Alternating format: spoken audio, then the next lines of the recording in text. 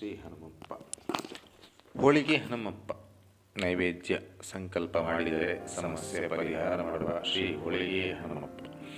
ಆತ್ಮೀಯರೇ, ಏಕಪತ್ನಿ ವ್ರತಸ್ಥ ಮರ್ಯಾದಾ ಪುರುಷೋತ್ತಮ ಪ್ರಭು ಶ್ರೀರಾಮಚಂದ್ರರ ಪರಮಭಕ್ತ ದಾಸ ಎಂದೇ ಪ್ರಖ್ಯಾತವಾಗಿರುವ ಶ್ರೀ ಹನುಮಂತ ದೇವರು ಅಬಾಲ ವೃದ್ಧರಾದಿಯಾಗಿ ಎಲ್ಲರಿಗೂ ಪ್ರಿಯ ಎಂದೇ ಹೇಳಬಹುದು.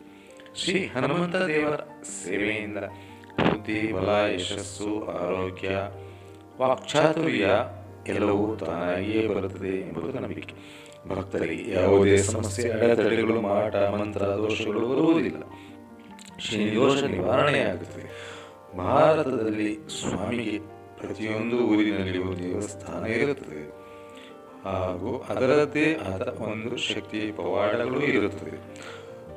ಹಾಗೆ ಶ್ರೀ ಹೋಳಿಗೆ ಹನುಮಪ್ಪ ಎಂಬ ಹೆಸರಿನಿಂದ ಪ್ರಸಿದ್ಧವಾದ ಸ್ವಾಮಿಯು ಕೇವಲ ಒಂದು ತೆಂಗಿನಕಾಯಿ ಅಥವಾ ಪೂರ್ಣ ಫಲವನ್ನು ಕೈಯಲ್ಲಿ ಹಿಡಿದುಕೊಂಡು ಧರ್ಮ ಮಾರ್ಗದಲ್ಲಿ ಯಾವುದೇ ಸಮಸ್ಯೆ ಆದರೂ ಸರಿ, ಎಂಥದೇ ಸಮಸ್ಯೆ ಆದರೂ ಸರಿ, ಕಾರ್ಯವನ್ನು ನಡೆಸಿಕೊಡುವಂತೆ ಅಥವಾ ಸಮಸ್ಯೆಯನ್ನು ಪರಿಹಾರ ಮಾಡಿಕೊಡುವಂತೆ, ಸಮಸ್ಯೆ ಬಗೆಹರಿದ ನಂತರ ಅಥವಾ ಕಾರ್ಯ ಪೂರ್ಣಗೊಂಡ ನಂತರ ಹೋಳಿಗೆ ನೈವೇದ್ಯ ಮಾಡಿಸುತ್ತೇನೆ ಎಂದು ವಿಶ್ವಾಸ ನಂಬಿಕೆಯಿಂದ ಸಂಕಲ್ಪ ಮಾಡಿ ಪೂರ್ಣ ಫಲ ಅಥವಾ ತೆಂಗಿನಕಾಯಿಯನ್ನು ಅರ್ಪಿಸಿದರೆ ಸಮಸ್ಯೆ ಪರಿಹಾರ ಆಗುತ್ತದೆ ಎಂಬುದು ಇಲ್ಲಿಯ ಭಕ್ತರ ನಂಬಿಕೆ, ವಿಶ್ವಾಸ.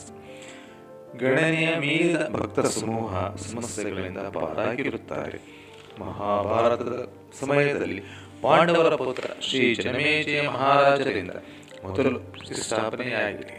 ನಂತರದ ಕಾಲದಲ್ಲಿ ಶ್ರೀ ವೇದವ್ಯಾಸರಿಂದ ಪುನಃ ಪ್ರತಿಷ್ಠಾಪಿಸಲ್ಪಟ್ಟಿದೆ.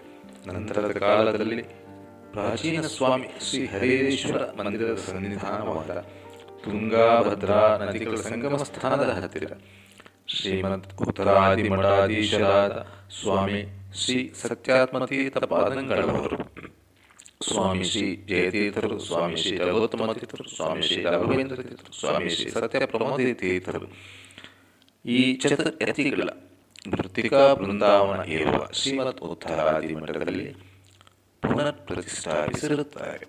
ಸ್ವಾಮಿ ಶ್ರೀ ಹೋಳಿಗೆ ಹನುಮಪ್ಪ ದೇವರ ವಿಶೇಷಗಳು ಎಂದರೆ,